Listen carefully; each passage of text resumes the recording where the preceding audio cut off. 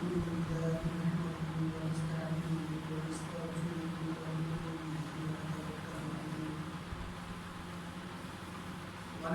بالله من شرور أنفسنا ومن سيئات أعمالنا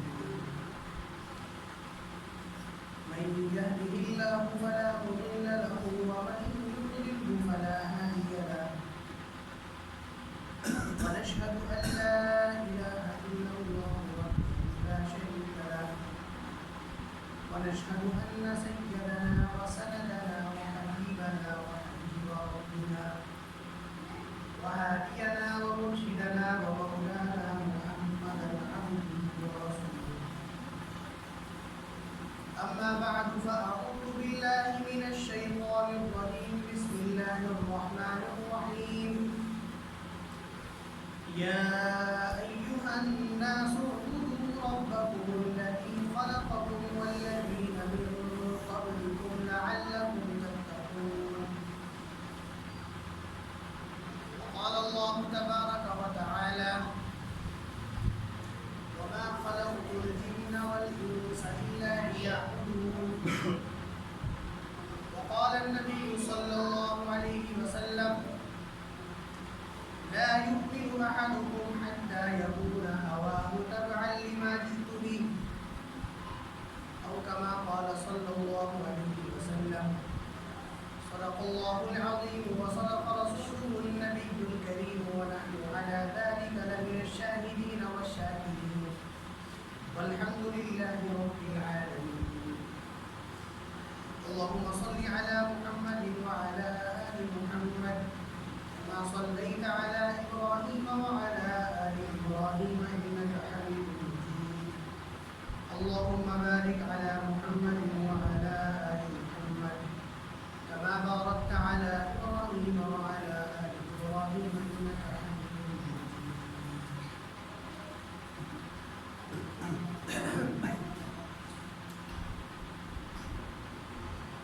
اللهم جل شأنه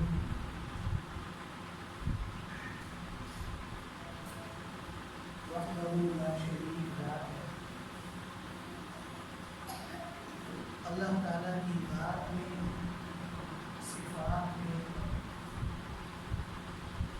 تمام کے تمام اللہ تبارک و تعالیٰ کے افعال میں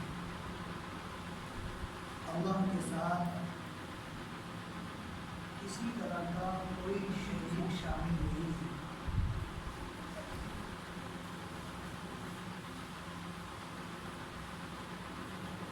اللہ تعالیٰ اپنا تعارف کرواتے ہیں: اللہ لا الہ الا ہو. اللہ وہ ذات ہے لا الہ الا ہو، جس کے سوا کوئی بھی معبود نہیں.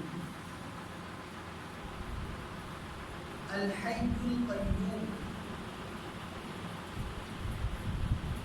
اللہ کی ذات ہمیشہ سے زندہ ہے اور ہمیشہ قائم رہنے والی ہے. اور اللہ کے علاوہ جو کچھ بھی ہے اس کا وجود نہ ہمیشہ سے تھا نہ ہمیشہ رہے گا. لا تأخذه سنة ولا نوم. اللہ کی ذات وہ ذات ہے جس کو نہ نیند آتی ہے نہ اونگ آتی ہے. لہ ما فی السماوات وما فی الارض. وہ ایسی ذات ہے کہ جو کچھ آسمانوں میں ہے سب اسی کا، جو کچھ زمینوں میں ہے سب اسی کا.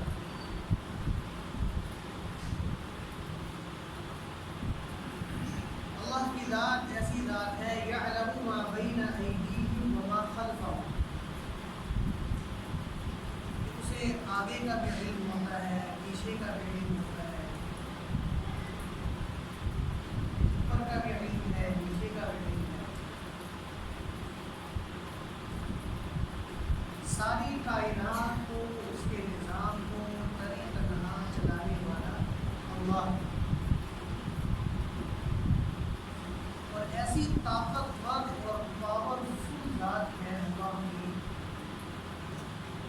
کہ ایک کام کو انجام دیتے ہوئے اللہ دوسرے عمل سے غافل ہوئی.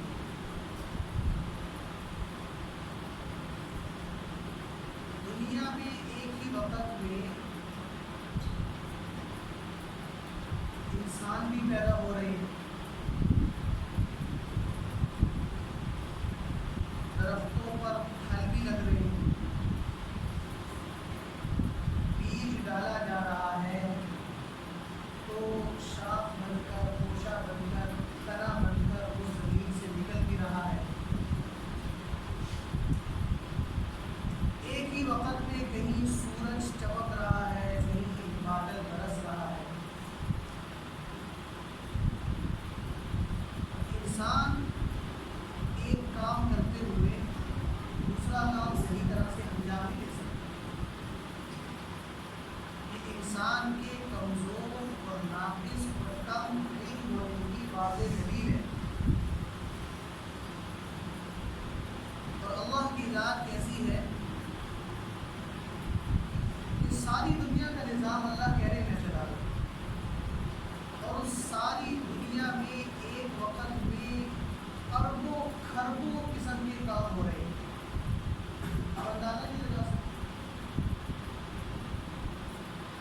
ان سارے کاموں کو ایک وقت میں صحیح طرح سے انجام اگر کوئی دے رہا ہے تو وہ ذات ہے اللہ جل شانہ کے ساتھ.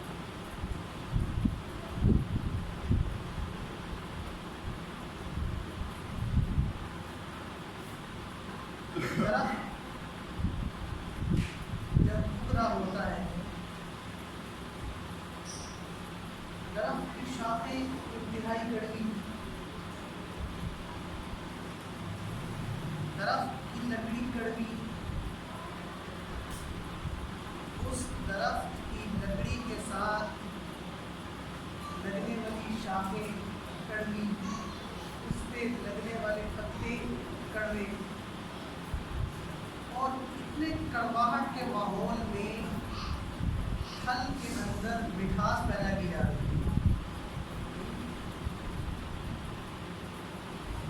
اتنے کڑواہٹ والے ماحول میں پھل کے اندر مٹھاس پیدا کی جا رہی ہے. انسان چائے بنا رہا ہو نا, چائے اس کا فون آ جائے یا کوئی بات چیت میں لگ جائے تو چینی ڈالنا بھول جاتا ہے. جب چائے پیش کی جائے تو پھر پینے والا یاد دلائے گا بھائی آپ نے اس میں چینی نہیں ڈالی, کہے گا او یار میرا تو فون آ گیا تھا, پتہ نہیں میں اس کام میں لگ گیا, میرے ذہن میں ایک کام چائے بنانے والا انسان اندازہ لگائی دنیا میں کوئی بھی ایسا خطہ شہر نہیں ہے جہاں پر پھلوں کے باغات موجود ہیں.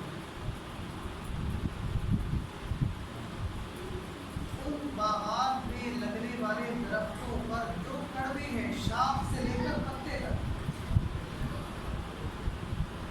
کوئی بھی آم کے درخت کی شاخیں نہیں چباتا, کوئی بھی,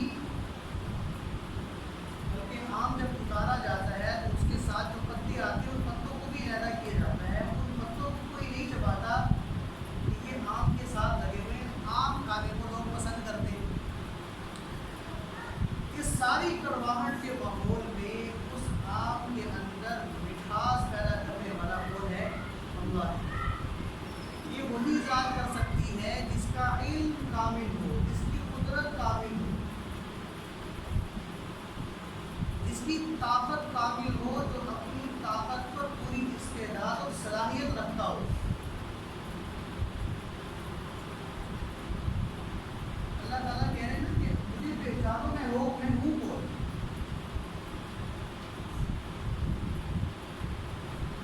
میں نے تمہیں پیدا کیا ہے, مجھے پہچانو تو صحیح کہ میں ہوں کون.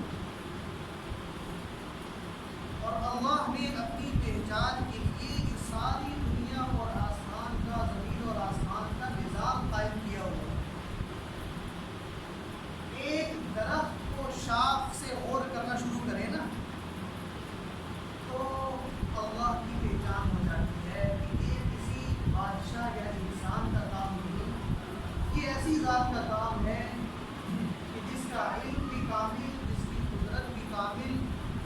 طاقت کی قابل، جو ہر طرح سے کامل اور مکمل ہے، کسی طرح کا اس میں کوئی نقص اور عیب نہیں ہے، یہ وہی کر سکتا ہے، اس کے علاوہ نہیں کر سکتا کوئی۔ لیکن ہم پڑھتے ہیں لا الہ الا اللہ، تو اس لا الہ الا اللہ پر ذرا غور کریں نا، کہ ہمیں ایک مطلب بتایا جا رہا ہے اللہ کے سوا کوئی نہیں۔ اب یہ اللہ کے سوا کوئی نہیں ہے، اس پر غور کریں ذرا، اس کا مطلب کیا ہے؟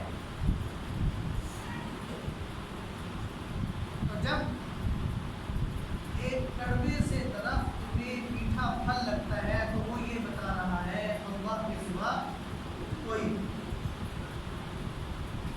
ایک بادل جب بارش برسا رہا ہے تو وہ یہ بتا رہا ہے اللہ کے سوا کوئی نہیں۔ ایک دنیا میں پیدا ہونے والا بچہ جب پیدا ہو کر ماں کے پیٹ سے باہر آتا ہے تو وہ یہ پکار رہا ہوتا ہے اللہ کے سوا کوئی نہیں۔ بڑے بڑے ڈاکٹر سارے علاج کر کے پھر بھی مریض کو شفا نہیں مل رہی، یہ بتا رہا ہے کہ اللہ کے سوا کوئی نہیں۔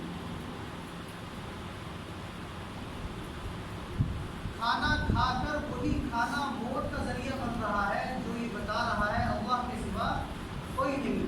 وہی کھانا طاقت کا ذریعہ بن رہا ہے، وہ یہ بتا رہا ہے اللہ کے سوا کوئی نہیں۔ ابراہیم علیہ السلام نے یہی تو فرمایا تھا نا نمرود کو، جب اس نے کہا کہ اللہ کو سمجھائیں کہ اللہ ہے کون، تو فرمایا الذی هو یطعمنی ویسقین، اللہ وہ ہے جو مجھے کھلاتا ہے اور پلاتا ہے۔ وَإِذَا مَرِضْتُ فَهُوَ يَشْفِينِ، میرا رب کون ہے جب میں بیمار ہوتا ہوں تو مجھے شفا دیتا ہے۔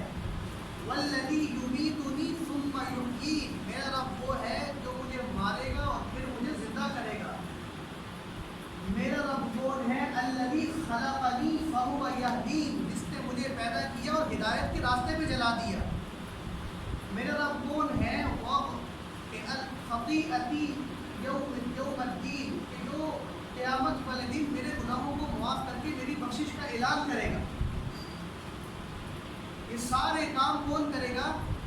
اللہ کرے گا، اور یہ سارے کام جب ہوں گے تو یہ بولیں گے اللہ کے سوا کوئی نہیں، یہ صرف اللہ کر سکتا ہے۔ جب تک انسان کو اپنے اللہ کا تعارف حاصل نہیں ہوگا نا، ہمیں بنایا کس نے، ہمیں چلا رہا کون، ہمیں پیدا کس نے کیا، ہمیں کھلا رہا کون،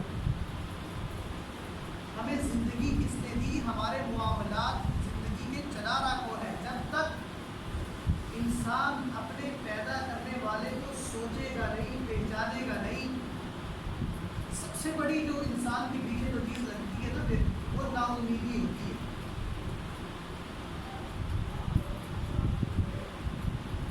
امیدی ہو تو دن بدن انسان کو ختم کر دیتے، اور جس انسان کو یہ تعارف حاصل ہو گیا کہ اللہ کون ہے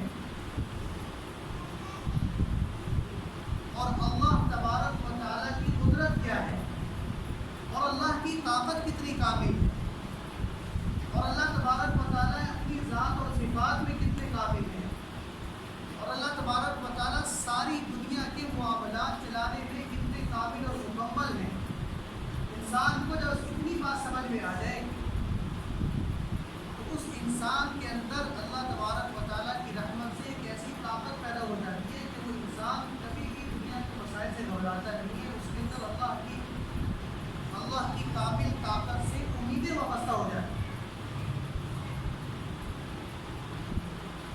مسلمان ذمے ہے اپنے رب کا تعارف حاصل کرنا، کہ وہ یہ سوچ بچار کرے کہ ہمیں کسی نے پیدا کیا ہے، ہم خود سے پیدا نہیں ہوئے،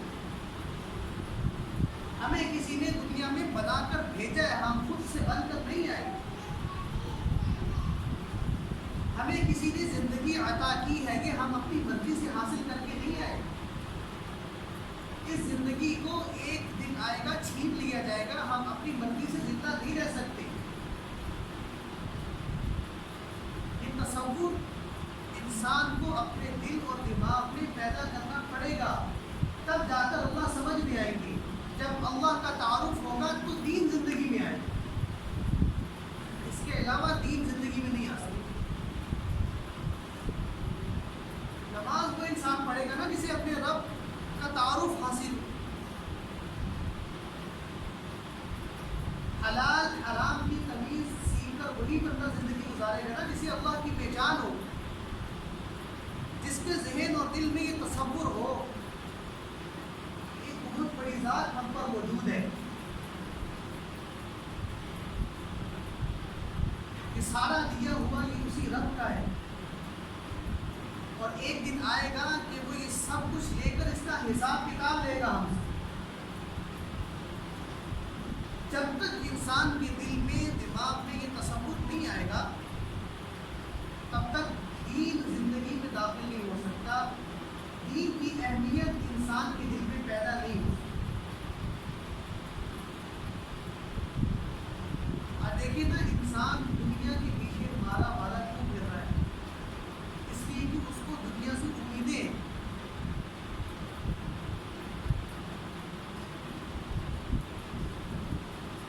دکان سے انسان کو امید ہے, کاروبار سے انسان کو امید ہے, پیسے سے انسان کو امید ہے,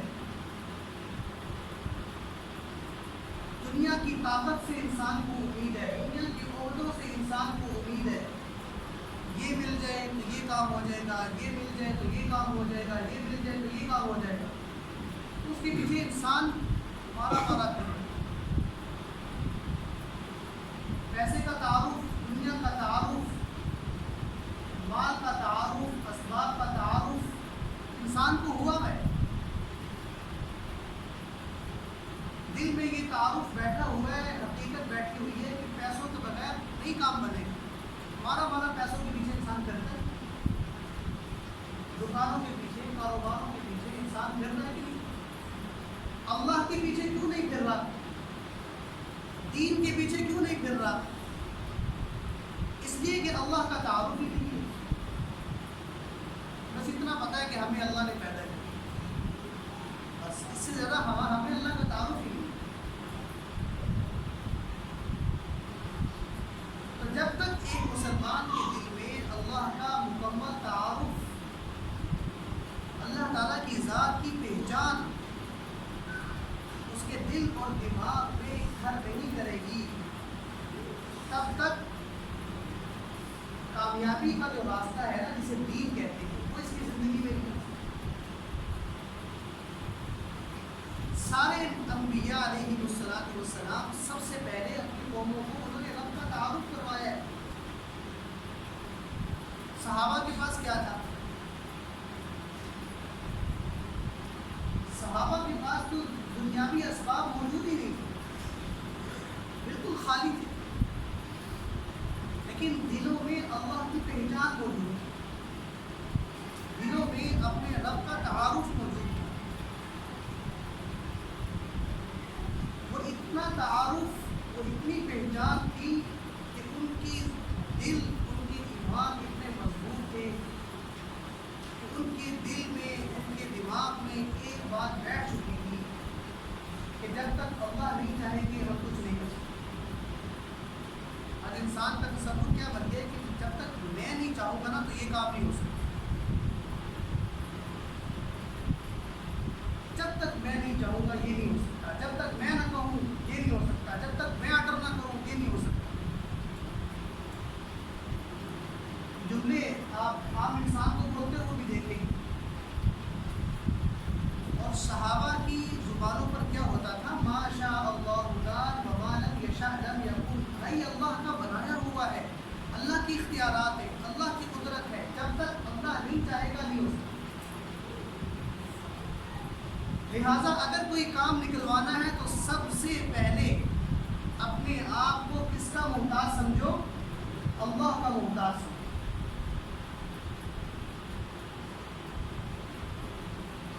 سب سے پہلے اپنا مدعا اللہ کے سامنے بیان کرو. اللہ کے فیصلے حرکت میں آئیں گے تو دنیا کے کام بنیں گے. اگر اللہ تبارک و تعالیٰ کی قدرت حرکت میں نہ آئی، میں لاکھ کوشش کر لوں، میں اپنا کام مکمل نہیں کر سکتا، میں اپنی چاہتوں کو پورا نہیں کر سکتا، میں اپنے مقصود اور مطلوب حاصل نہیں کر سکتا جب تک کہ اللہ کا نظام حرکت میں نہیں آئے گا. اب اللہ کے نظام کو، اللہ کی قدرت کو حرکت میں لانے کے لیے سب سے پہلے یہ پتہ ہونا چاہیے نا کہ وہ رب ہے کون، جس نے کام بنانا ہے، جس نے مسئلہ حل کرنا ہے، جس نے پریشانی کو دور کرنا ہے، جس نے زندگی کو آسان بنانا ہے، جس نے زندگی میں خوشیاں لانی ہے، جس نے دل کے اندر سکون پیدا کرنا ہے، جس نے گھر کو پرسکون بنانا ہے، وہ ہے کون؟ اللہ کی ذات کو ہر انسان بولے اپنے زبان سے، تنہائیوں میں بولے، اپنے دوستوں میں بیٹھ کے بولے، اپنے گھر میں بیٹھ کے بولے، اپنے بچوں کے سامنے بیٹھ کے بولے کہ اللہ ہے کون. سارا قرآن اللہ تعارف کروا رہے نا، یا ایھا الناس اعبدوا ربکم الذی خلقکم، پہچانو اپنے رب کو. سب سے پہلا تعارف تمہارے رب کا کیا ہے؟ اس نے تمہیں پیدا کیا ہے. الذی جعل لکم الارض فراشا، اس زمین پر بیٹھے ہوئے ہو، اس زمین کو بچھانے والا کون ہے؟ اللہ ہے.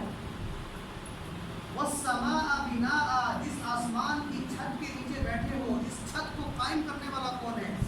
اللہ ہے. وَأَنزَلَ مِنَ السَّمَاءِ مَاءً، بادل آتی ہیں، ان بادلوں کے سے بوندیں ٹپکانے والا، پانی برسانے والا کون ہے؟ اللہ ہے. أَخْرَجَ بِهِ مِنَ الثَّمَرَاتِ، اس زمین کے اندر پھل پھول اناج کو پیدا کرنے کی صلاحیت ڈالنے والا کون ہے؟ اللہ ہے. فَلَا تَجْعَلُوا لِلَّهِ أَنْدَادًا، اللہ کے سوا کوئی یہ کام نہیں کر سکتا. پیسے ہاتھ میں پکڑ کر دل میں تصور پیدا کرو، ان سے نہیں ہوگا. یہ لاکھ کے 2 لاکھ بھی مٹھی میں آ جائے، یہ میرا معاملہ حل نہیں کر سکتے جب تک کون نہیں چاہے گا؟ اللہ نہیں چاہے گے. اس چیز کو بولے بار بار، زبان سے اس چیز کو بیان کیا جائے تو دل میں اللہ کا تعارف اترنا شروع ہوگا. ہمیں پیدا کرنے والا کون ہے؟ ہمیں مارنے والا کون ہے؟ ہمیں ماں کی گود سے قبروں کی گود تک پہنچانے والا کون ہے؟ ہر جگہ آپ کو کون نظر آئے گا؟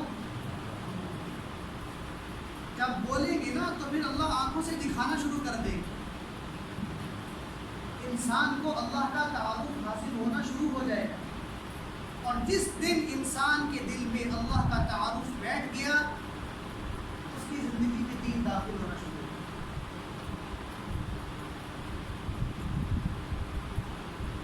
جب تک اللہ تبارک و تعالیٰ کا تعارف حاصل نہیں ہے، پتہ نہیں چلے گا دین ہے کیا، اس کی رونقیں کیا ہیں، اس کی برکتیں کیا ہیں. پھر بس یہی لگے گا کہ یہ مولویوں کا کام ہے، بس جمعے کے دن تھوڑی تھوڑی بات مولوی صاحب بیان کرتے ہیں، ہمارا تو اس دین سے کوئی لینا دینا نہیں. یہ مدرسوں کا کام ہے، ہمارا کام تھوڑی ہے. جماعت والوں کا کام ہے، میرا تھوڑی ہے. میرا کام ہے دکان، مکان، بچوں کی فیسیں، بیگم کے خرچے، ماں باپ کے خرچے، پیسے بچے تو پراپرٹی خریدوں، پلاٹ خریدوں، بچوں کے مستقبل کا سوچوں. میرا یہ کام ہے. اور اتنا بڑا 23 سال میں جو دین کی ایک دستاویز اللہ تعالیٰ نے اتاری ہے، وہ ذمہ داری کس کی ہے؟ اس کو کس نے سیکھنا ہے؟ اس کو کس نے پڑھنا ہے؟ اس پر کس نے عمل کرنا ہے؟ اس بات کا تصور زندگیوں میں ہے ہی نہیں ہے. اندازہ لگائیں، ابھی ہم نے پچھلے جمعے سے آج جمعے تک ایک ہفتہ گزارا ہے نا، ہم نے روزانہ کتنی بار بیٹھ کر سوچا ہے کہ بھئی اللہ کے نبی کوئی دین بھی لے کر آئے جس پر ہم مسلمانوں نے کیا کرنا ہے، عمل کرنا ہے، اپنی زندگیوں میں اس دین کو شامل کرنا ہے۔ تو یقین کریں کہ ہم میں سے ہر کسی دین کا جواب نفی میں ہوگا، ہمیں تو یاد ہی نہیں، ہمیں تو یہ بھی نہیں یاد نہیں تھا کہ ہم نے یہ یاد کرنا تھا، ہم نے سوچنا تھا بیٹھ۔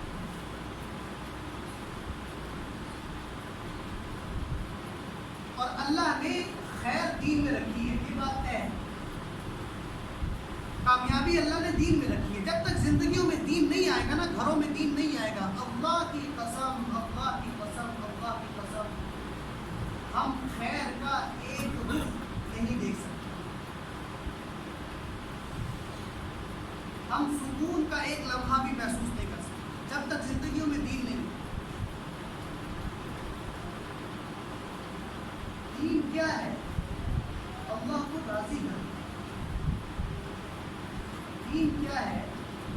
موت سے پہلے پہلے قبر کی تیاری کرنا۔ دین کیا ہے؟ اپنی زندگیوں میں حلال حرام کی تمیز پیدا کرنا۔ دین کیا ہے؟ اپنے دل میں اللہ کا خوف پیدا کرنا۔ دین کیا ہے؟ اپنے دل میں جنت کا شوق پیدا کرنا۔ دین کیا ہے؟ اپنے دل میں جہنم کا خوف پیدا کرنا۔ دین کیا ہے؟ اپنے نبی علیہ السلام کی مبارک اور پیارے طریقوں کو اپنی زندگیوں میں سجانا، لے کر آنا، داخل کرنا، آپ کے طریقوں پر عمل کرنا۔ صبح سے شام تک، رات تک سارا دین اللہ کے نبی کی ذات کی شکل میں موجود ہے، لیکن زندگیوں میں تب آئے گا نا کہ جب پہلے ذہن میں تصور تو آئے، دل میں خیال تو آئے کہ 1550 سال پہلے مکہ المکرمہ میں کوئی محمد صلی اللہ علیہ وسلم پیدا ہوئے تھے، جنہوں نے جائیدادیں نہیں بنائی تھی، جنہوں نے مال اکٹھا نہیں کیا تھا، جنہوں نے مارکیٹیں بنانے کی محنت نہیں کی تھی، جنہوں نے روپے کو ڈبل کرنے کی محنت نہیں کی تھی، جنہوں نے اپنی اولادوں کے دنیاوی مستقبل کو نہیں سوچا تھا بلکہ ہاتھ اٹھا کے دعا کی، اللہ تو میری اولاد کے رزق کو کم کر دے۔ زیادہ رزق ان کی زندگیوں میں، دلوں میں، ان کی نیتوں میں دنیا کی لالچ اور طمع کو پیدا کر سکتا ہے۔ اے اللہ میرے اہل بیت، آل محمد کے رزق کو کم کر دے، تاکہ میرے اولادوں کی نیتیں بھی وہ صرف دین اور آخرت کی طرف رہیں، ان کی نیتوں میں دنیا شامل ہی نہ ہو سکے۔ کون لٹاتا ہے اپنے گھرانے کو؟ اپنے بچوں کو کون ذبح کرواتا ہے؟ آج ہر باپ اپنی بیٹی کی شادی کرنے کے غم میں بیٹھا ہوا ہے کہ نہیں بیٹھا ہوا؟ جہیز جوڑ دو،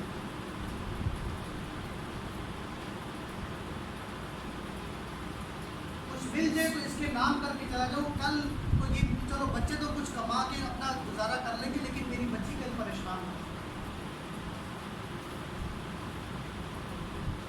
ہر باپ، کتنے لوگ بیچاروں کو دین کا علم نہیں ہے نا، وہ زکاتیں نہیں دیتے، کیوں نہیں دے رہے؟ بھی اپنے بچیوں کی شادی کرتے، یعنی دین کا پتہ نہیں ہے نا، اور دنیا کا تصور اور دنیا کا غلبہ اتنا ہے ذہن پہ، دماغ پہ، دل پہ، کہ جو اللہ نے فرض کر دیا نا اس فرض کو مؤخر کر دیا، اور جو غیر ضروری چیز تھی اس کو اپنے اوپر حاوی کر کے بیٹھے۔ حج نہیں کر رہے تو ہم نے اپنے بچوں کی شادی،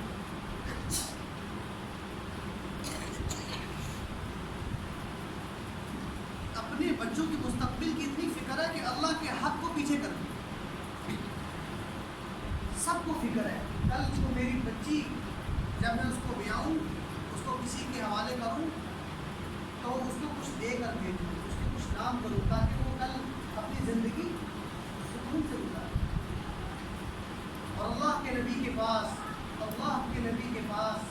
آپ کی بیٹی آتی ہے اور کہتی ہے ابا جان دن بھر کام کر کے تھک جاتی ہوں اور کندھوں پر رسی کے نشانات موجود ہیں, اشتیزہ پر اٹھاتی ہوں, پانی بھر کے لاتی ہوں, اکیلی ہوں, میری کوئی بیٹی نہیں ہے, بیٹے ہیں, شوہر اپنی دینی مصروفیات میں رہتے ہیں. آپ کے پاس سنا ہے کچھ باندیاں آئی ہیں, غلام آئے ہیں, تو کوئی مجھے بھی دے دیں کہ میں اپنے کام کاج میں مجھے کچھ سہولت ہو جائے.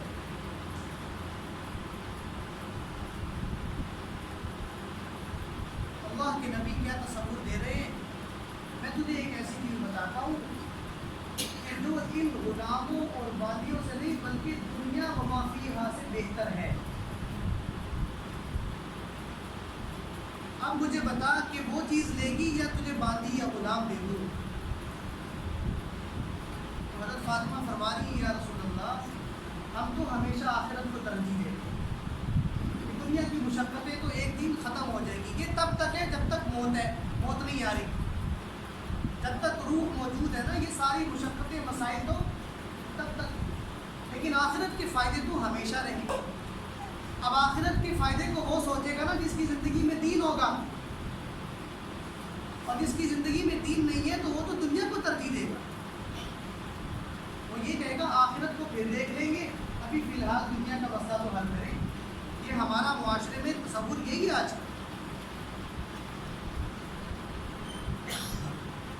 قبر کی بات کی زندگی اس کے لیے تو بڑا ٹائم پڑا, کوئی ٹائم نہیں ہے بھائی, کسی وقت بھی آنکھ بند ہو سکتی ہے. دنیا کا سب سے بڑا سچ کیا ہے؟ موت. اس کو کوئی جھٹلا نہیں سکتا. یہ کسی وقت بھی یہ سچ آپ کے سامنے حقیقت بن کر آ جائے گا.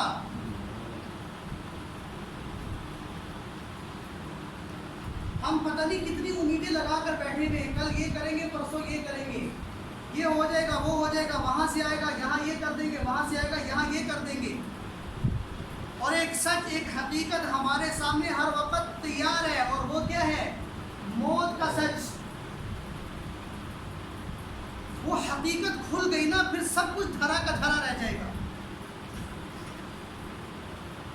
تصور میں بھی نہیں ہوتا انسان کی. ہمارے استاذ ہیں ابھی 50 سال کی عمر میں, رات ان کا انتقال ہوا. انتہائی شفیق, جیسے انسان سگے بچوں کی تربیت کرتا ہے نا والد, اس صفات کے حامل. اور جب کوئی اتنا شفیق الطبع اور اچھا انسان جس کا آپ کے ساتھ تعلق ہو نا, تو اس کے لیے آپ یہ نہیں سوچ سکتے یار یہ کبھی دنیا سے جائے گا. یہ تعلیم قرآن میں پڑھاتے تھے راجہ. میں نے اپنی زندگی میں ان سے زیادہ شفیق انسان نہیں تھا. میں نے ارادہ کیا تھا کہ یہ ہمارے پیچھے پروگرام ہوا تھا نا, تو میں نے استاد جی کو بلایا تھا, تو میں نے ان سے پہلے رابطہ کیا تھا. میں نے کہا چلے آپ سے ملاقات کرتا ہوں, تو میں نے کہا میں اگلے پروگرام میں آ جاؤں. اب ان کو کیا پتا بھائی کہ اگلا پروگرام کیا, اگلا سانس بھی ہمارا نہیں ہے. لیکن انسان ایک سوچ تو بتاتا ہے نا, اپنی دنیا میں جب تک زندہ ہے وہ کچھ نہ کچھ جوڑ توڑ تو کرتا ہی رہتا ہے نا. انہوں نے کہا اس مرتبہ آپ ان کو بلا لیں, اگلی مرتبہ میں آ جاؤں.